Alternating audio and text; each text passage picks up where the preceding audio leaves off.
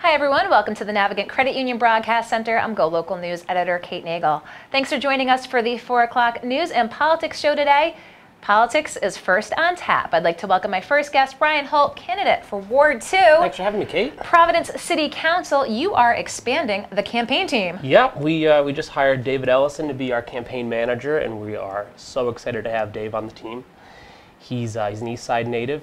He grew up in Ward 2, actually, so he knows the streets pretty well. And he's a good friend of mine, a classical grad. Actually, that's where we met. So he knows me pretty well, we work very well together, so it's exciting. Knows you, knows Ward 2, but we want to know a little bit more about you as well. Why did you decide to run for City Council? Well, that's a great question, Kate. I grew up here in Providence. I love the city, love the people. I think it's just a really special place. And my wife and I decided to make it our home, our permanent home, about 1.5 years ago, after being up in Boston for a little bit.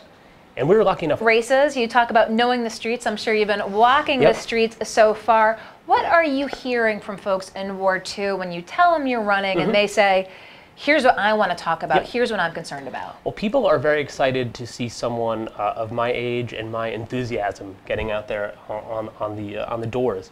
A lot of the sentiment we have from people, not just that I've met, but people that I've spoken to, throughout the state, is we need more young people in politics. So that's one thing. Some fresh faces. Yeah, fresh faces, fresh ideas. So that's one thing that people are very positive about.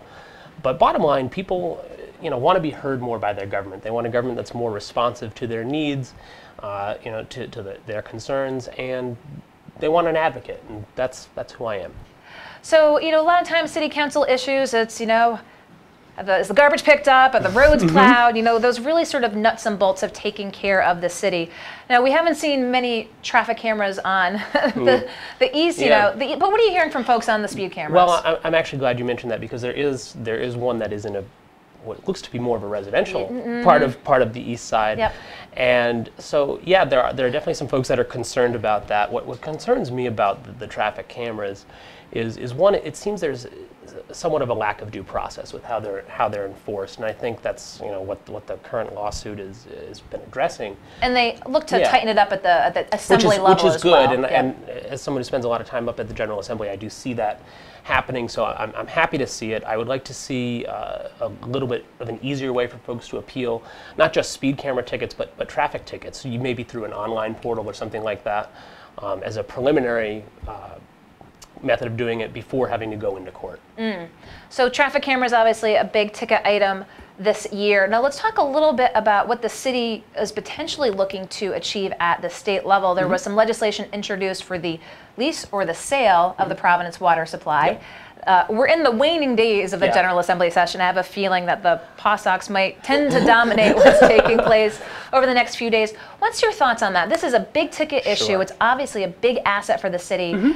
And as the city potentially looks at financial windfall, if you will, from that, there are folks who kind of see both sides of it. Where do you stand on this? Sure. Well, first of all, I do applaud the mayor and his team for trying to find a solution to our fiscal problems here in Providence. So I do give him some credit there. But the sentiment that I'm hearing around the General Assembly is that it's probably not going to happen this time around. But I do think it's a little premature for us to be looking into a sale of this asset or even a lease of the asset, because one, we're not quite sure who actually owns the asset. That is true. There's been discussions that if there were a lease or a sale, there could be some legal blowback if they said, in fact, the ratepayers are in fact the de facto owners of the supply. And we need to protect ratepayers. I'm glad you mentioned them, because, I mean, look, regardless, if this were to ever be sold or leased, it has to be financed in some way. So that usually goes out to a bond, and bonds have to have yields. And somebody's going to pay for that yield, and odds are it's going to be you, me, and everybody else that has a water bill. So we need to be very cognizant of that. But also, I would absolutely be against any sale to or lease to any private entity. I don't want that happening at all. But we're not there yet. Not there, even though they were looking at it up at the Assembly again in these waning days as well. Let's talk about a few other things that are potentially before the City Council. We did see recently the Fane Tower proposal for 195. I think as it currently stands, they do need a variance if they're looking at. They need a zone change. They need a zone change. Yeah. What are you hearing from folks on that? A lot of folks, it seems like 195, whether you live close by or you don't, have a vested interest in what happens there. Well, let me first say I'm very excited to see folks who want to build ambitious projects here in Providence. I'd like to see more of that. I'd like to see more big buildings proposed here because the city needs to grow, and that's a good thing. But what I'm hearing on the doors, and what I also believe, is that the location of this proposed project is just not right. It doesn't really quite fit in with what folks had envisioned to be the 195 neighborhood. But also the financing of the deal isn't quite right. To even achieve a modest return for this builder, it would require an exorbitant amount of state and local aid. So we're continuing to keep an eye on that. One of the things of the City Plan Commission tonight as well is looking at rezoning of the Thayer Street area, potentially to increase some residential, turning what was supposed to be a Suboxone office into condominiums and beyond that in that area as well. I'm sure you hear a lot from folks. Very much so. And that town and gown balance with, again, what the colleges drive so much here. What's your sense on that in terms of addressing both the needs of the students and the residents? It's very, very tricky because as we said, the city's growing, and we do have need for more housing. So yeah, there's definitely some opposition to density. So as of right now, folks in the neighborhood are very much against this particular proposal. So I think it's premature. It's time to kind of take a step back, listen to the neighbors, and listen to folks around the city, because whatever is being proposed right now at City Hall would affect not just my neighborhood, but the rest of the city. So I think we just need a little bit more attention and a little bit more study to that particular issue. That's going to take place this evening at 4:45. Yep. But question to you about that, now looking at the potential for residential there, when that Suboxone proposal, kind of very little information was put forth. From a legal standpoint, was defended by the city, saying it was allowed to be there. There was a lot of opposition from neighbors to it. I mean, how does that balance out between neighbors who have concerns and the city who's saying that they're protecting what they see as the rights of proper rights of a business owner? Yeah, I mean, that's really the crux of the balance of city government, right? I mean, it's something that we have to be sensitive to. I currently am one of the counsel to the zoning board out in Central Falls. So I see this issue from the other side of the table already. So I know it's about balancing. It's also about following the law as it is. It's very, very complicated. It's incredibly complicated. Residents and neighbors get to have their say, and they will. And it's important that they do. It's important they do, and it's important that the city listens to them.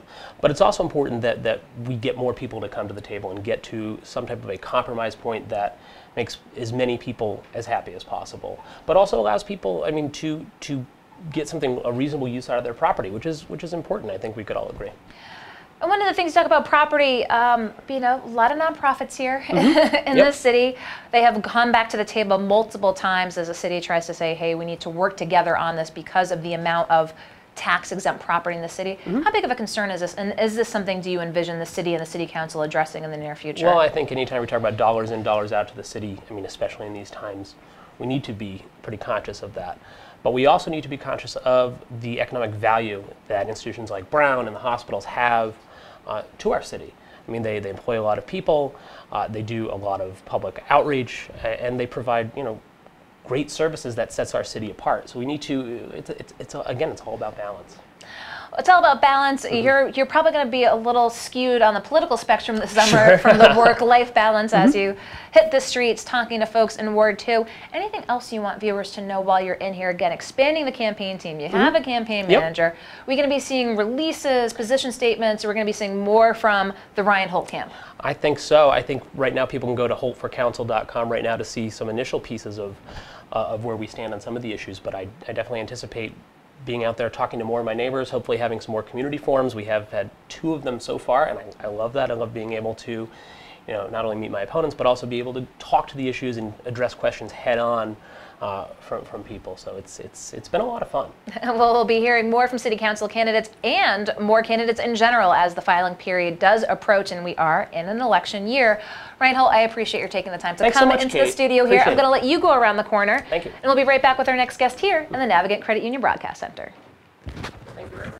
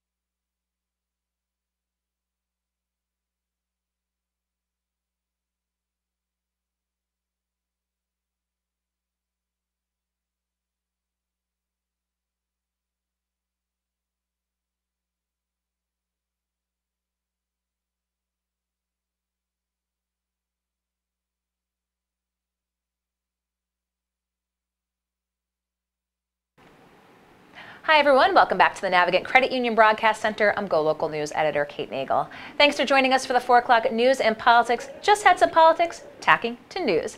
Jerry Petros with Hinckley Allen, thank you for joining us today. Thanks, here Kate. in studio. Nice to be here.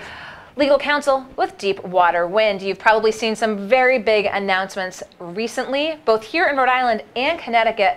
We've covered this issue extensively. We've had Deepwater CEO Jeff Grabowski in to talk about the nuts and bolts, so to speak, but you have a unique perspective from how to make this happen from a legal standpoint. So tell viewers a little bit about when you got involved, and we'll take it from the beginning to where we are now, but take it a little step closer. Sure, Kate. So Deepwater Wind was the first company to actually build an offshore wind farm in the United States, and they brought us on as their legal counsel at the very beginning of that process about 7 years ago. So we've had a really fun, unique experience in working with Deepwater Wind and taking them through all of the barriers, the hurdles, the traps, the legal approvals and permits to go from a great idea that Jeff Grabowski and the D.E. Shaw guys had 7 years ago to 5 turbines spinning off of Block Island now, and really paving the path for all the wind energy offshore that's about to explode in the Northeast now. So, I mean, is this literally uncharted territory, if you will? There's the framework there that you've had to do, but no one else has gone down this road that you have to date. It is uncharted water, as you almost said, in terms of the United States. It had been done in Europe, obviously, for some years, but finally somebody took the leap and proved the proposition that you can do offshore wind here and do it effectively. And so that was a demonstration project, but now you have 1,000 megawatts of offshore wind, actually 2,000 megawatts that's about to launch on an industrial sort of size scale that's really going to be very efficient and very exciting. So what are the hurdles, as again you are looking to be the groundbreaker in this industry? Obviously there's structures in place as to who owns the water, who owns the energy, but how do you begin to approach a project of this magnitude? So the first step in these projects is finding a buyer, because you build spec houses but not spec offshore wind farms. So Massachusetts just finished a process that provided buyers for a couple of big projects, including Rhode Island. So now once we have a buyer, you have to negotiate a contract with the utility company. In Rhode Island, that's National Grid, as everybody knows. And then you have to go through a series of traps that are basically approvals, a lot on the environmental side, some on the engineering side, some on the energy side, involving both state and federal agencies like CRMC and BOEM and the Army Corps of Engineers. And that tends to be a multi-year process in sort of proving the proposition that you can build this safely without damaging the environment, without hurting whales, making sure you're doing it in a way that meets all of the stakeholder interests in the process. Jerry, what do you wish you knew 7 years ago that you know now? We've learned so much. I mean, as an example, when we started this project, there were no regulations on how it was supposed to be built. So CRMC went through a process and created something called the OSAMP, which now regulates offshore wind development in the Rhode Island state waters. So now, Kate, we're going to leap into federal waters, because these projects will be built in federal waters now. And so we're going to pioneer a new process going through. So I wish I knew what I didn't know, but I guess I'll learn it again the second time around. So talk with us a little bit, dealing with Rhode Island, dealing with Connecticut, and then dealing with federal waters. How does this all piece together? We saw the big announcement from Rhode Island. We saw the big announcement from Connecticut. But you're there, with the paperwork and having an understanding of this construct. Explain the differences. Well, it's a similar process in terms of what's going to happen in Massachusetts, Rhode Island, and Connecticut with the 3 big awards that have been made in the last month or so. What's exciting about these projects is there's so much positive energy behind them. So from the federal level to the state level to the local level, there's so much support for these projects. There's great interest in the country for renewable energy, and offshore wind is now becoming a key part of the renewable energy portfolio. So it's nice to be involved in a project where there's a lot of excitement behind it, and it's really great to be involved in a project where Rhode Island is a leader. I mean, we built the first one. We're creating an infrastructure for jobs and for talent and for know-how to build many more. Rhode Island will be a launching pad for a lot of this work, and it's exciting to be involved in an emerging industry on the cutting edge that's happening here in our state. And talk a little bit, you touched upon the environmental concerns, but you said that, again, 7 years later, you've gone through the process, you've seen the impact. Talk with folks a little bit maybe about what you hear misconception-wise as it pertains to wind. Well, you know, one of the misconceptions which was created by Cape Wind, that project that ultimately didn't go in Massachusetts, was sort of visual pollution. People would be concerned about it. So, for example, the lease where these new wind farms will be built, Kate, are 9 to 10 miles off of the Vineyard and Block Island, even further from the mainland. So there'll be no visual concerns associated with that. So that's kind of not a worry. And in terms of the environment itself, it's proven to be a very safe technology, and they take extraordinary measures to protect whales, to protect birds, to protect bats, all kinds of species that might be impacted by the farm. So they really are very, very clean projects, obviously. No emissions, you know, no carbon fuel being burnt in any of this. And they're really very safe from an environmental and from a human perspective. One of the next steps that we've talked with Jeff about is the potential for the battery technology to really harness this. Is this really a big opportunity for Deepwater? Well, it is, and it's critical. So if you stop and think about it, one of the challenges for renewable is, you know, the sun's only out for maybe 12 hours a day, and the wind doesn't always blow. And so one of the critical components to allow renewables to really take over the energy sector, and Kate, it is taking over the energy sector, is a mechanism to store that power. You've got to store it so that if the wind stops blowing, we've still got power for all of us to use in Rhode Island. I can tell you that 5 years ago, they were doing that by essentially stringing car batteries together, like 25,000 in a facility I worked on in Hawaii. That didn't work so well, but now Tesla and some of the innovative companies in the U.S. are putting together massive battery storage facilities, and that is an absolutely critical component to push out the fossil fuels and allow solar and wind to assume their place as the backbone of our energy industry. And so we're talking about New England and the opportunities and the successes that have been achieved here for Deepwater. Where are the next potential locations for wind in this country? So there are some limitations there, because with respect to offshore wind, this is the best area for offshore wind in the entire country. I mean, they do studies, they go out and measure wind, they have mechanisms to do that in terms of the velocity, the frequency, the steady flow. You know, right offshore of Rhode Island down to Long Island, the Vineyard, that quadrant is as good as it gets in the United States. But it's already pushing down. Deepwater is building a project for Long Island that will start soon. They have a project in Maryland that will be south of the area we're talking about. And I think some of that will extend down. Now, on the West Coast, the waters are so deep that it's hard to build them in the same way we've built them out here. Okay. So they're experimenting and will be using floating platforms. Literally float the turbines, and these turbines weigh hundreds and hundreds of tons. It seems almost like, how do you float a 100-ton monster? It's an engineering challenge. But once they can do that, then that will begin to happen more often on the West Coast, where there's good wind, but the water's so deep you just can't build a platform down that far. So if you've got a floating turbine, does it stay in one location? I mean, how does it? It's anchored. It's anchored. The structure is floating, but the structure itself is anchored with cables on the shore. It's not hard to pull a cable down 1,000 feet, but it's hard to build a foundation down 1,000 feet. In fact, those big offshore platforms you see in the Gulf Coast, I mean, those are floating platforms as well. So the technology is there. It's just being adapted now to open up more areas where there's good wind. And so you're really from the legal standpoint here, Jerry, but talk a little bit. Jobs has really been something that's been talked about here. And when you talk with Jeff and you talk with Deepwater and you see these projects, I mean, what does this mean for the economy in general, besides the energy standpoint?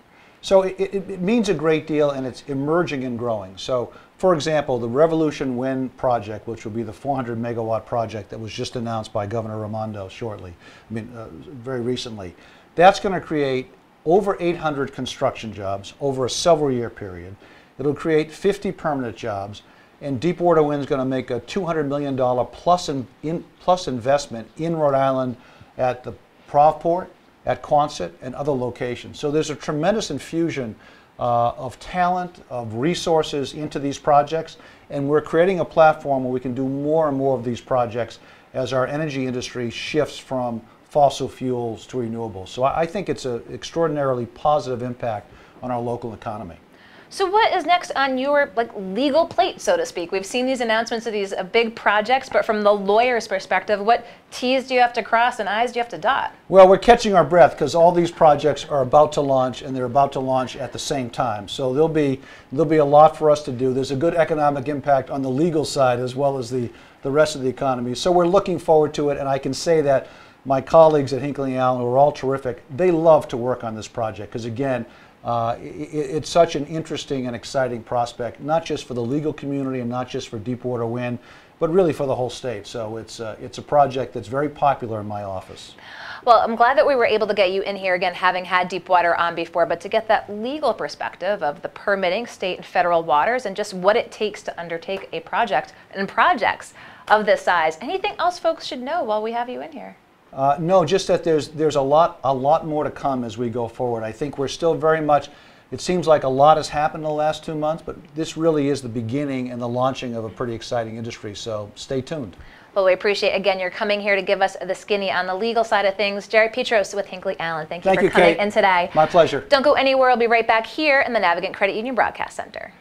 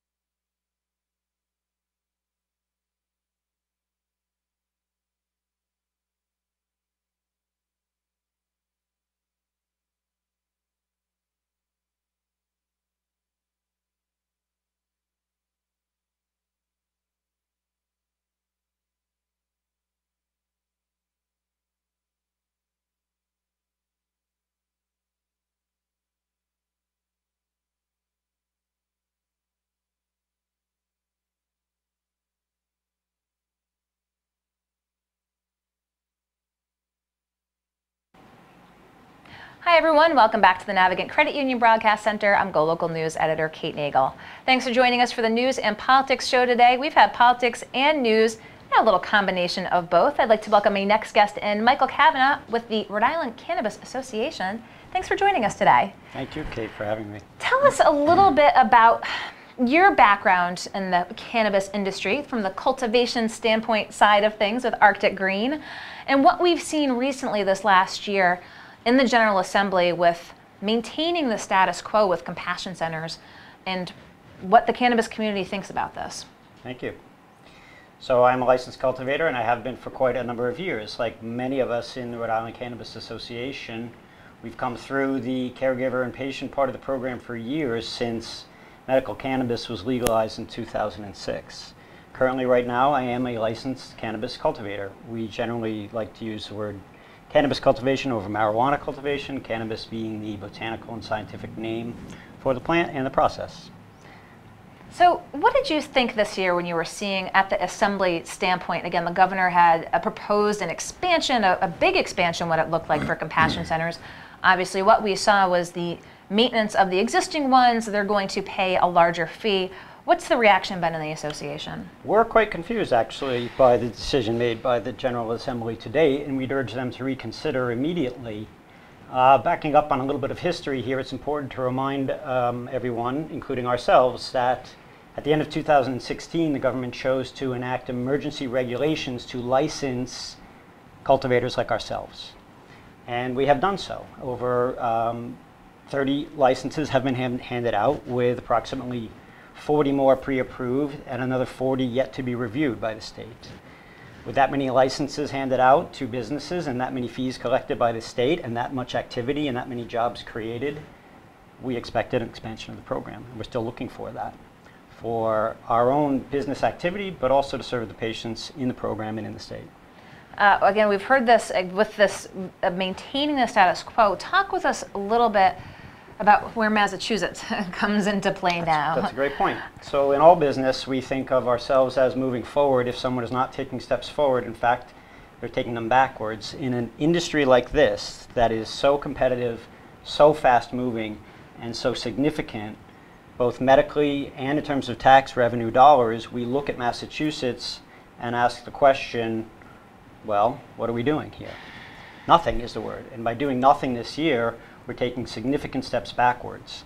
And that means significant tax revenue lost, significant disadvantage to patients, and significant opportunity lost for the 30 businesses, local businesses, that are spending hundreds of thousands of dollars, employing hundreds of people, and looking at the government saying, isn't this what you licensed us for? So do we think there perhaps was a lobbying effort on behalf of some existing businesses here to maintain what has currently been in existence? Well, that's quite possible. I mean, we work very closely with our lobbyists. We know everyone in the business works very closely with their own lobbyists. What they do is their own good business. What we are looking to do is our own good business, and what we are asking of the government is to be responsible and allow us to generate that activity of business for which they license us for and for which they are extracting fees from us, significant fees. So do you, what do you hear within the community of folks potentially going to Massachusetts? And, you know, is there some concern there, obviously, that folks, let's talk a little bit about the competition and the price point. What do we expect now? We know it's not going to be, the gun's not going to go off on July 1st, right, so to speak. They're still going through the regulatory process in Massachusetts as well. But is there a concern about the price point? Yes, there is, of course. We see that activity likely to happen. We recognize that Massachusetts will take its own time, city to city, to engage their legal processes. But we believe that it will be much easier for patients to, albeit illegally, drive across the border and conduct their business in those states, potentially bringing it back into this state. It's one of the reasons why we have such a disagreement with the government right now. We are asking them to engage and enact the regulated business that they created, not to encourage the unregulated market.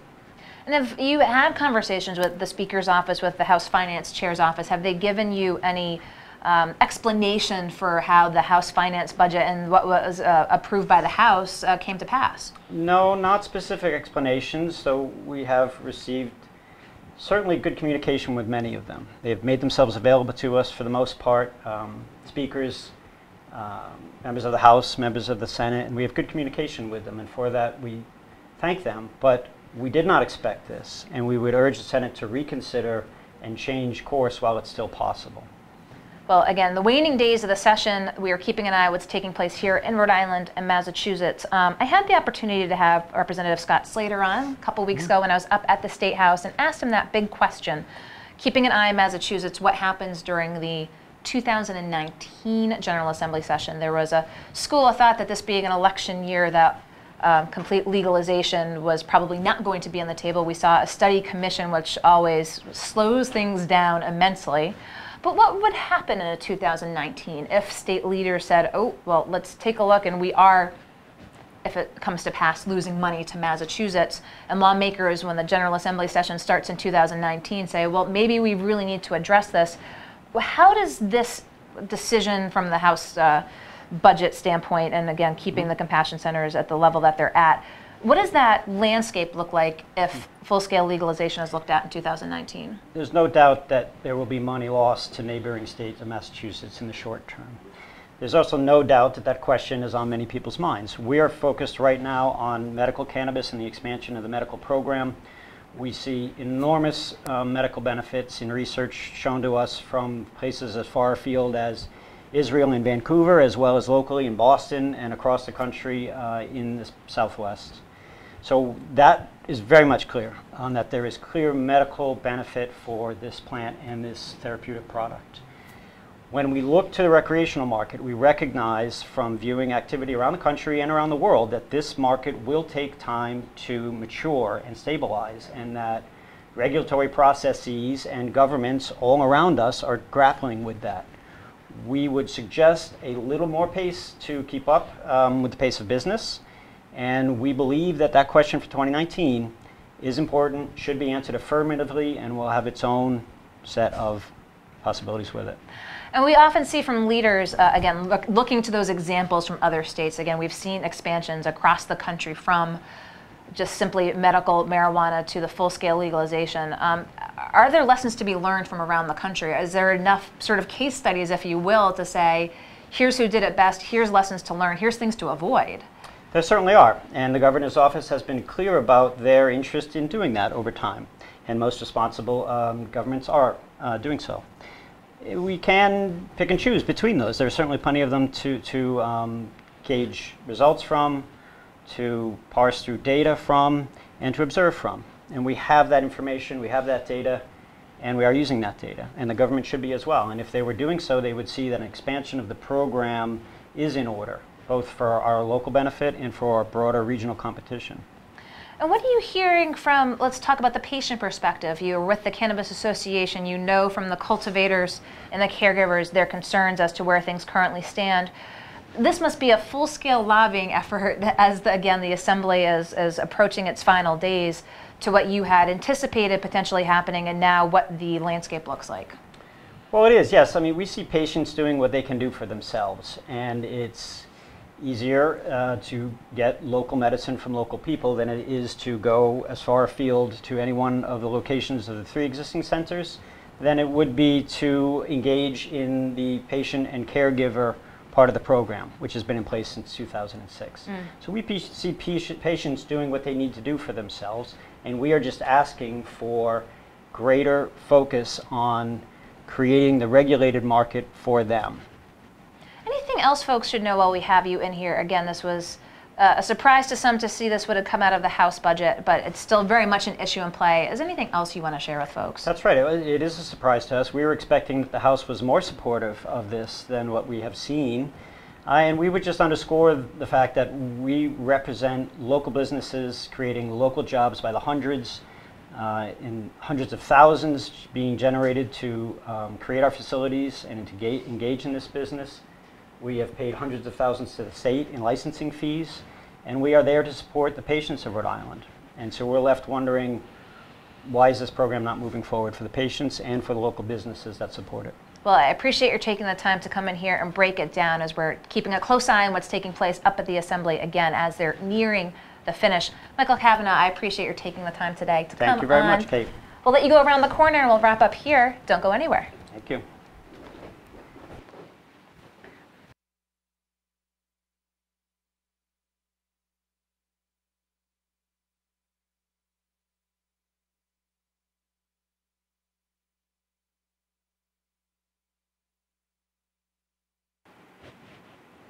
Hi everyone, welcome back to the Navigant Credit Union Broadcast Center. I'm GoLocal News Editor Kate Nagel.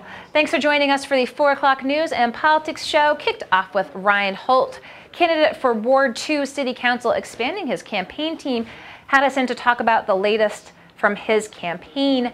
Jerry Petros with Hinckley Allen talking about the legal standpoint from the expansion of Deepwater Wind and some very big projects announced recently. Michael Kavanaugh with the Rhode Island Cannabis Association, again, still lobbying the General Assembly for the expansion of medical marijuana and compassion centers here in the state. That just about wraps up another show here. We look forward to seeing you tomorrow. 3 o'clock is Rick Simone on The Taste. He'll be talking local barbecue. 4 o'clock we'll have news and politics for you as well. But of course, be sure to check out golocalprov.com on our website, on our Facebook. In the meantime, we look forward to seeing you back here tomorrow. I'm GoLocal News Editor Kate Nagel.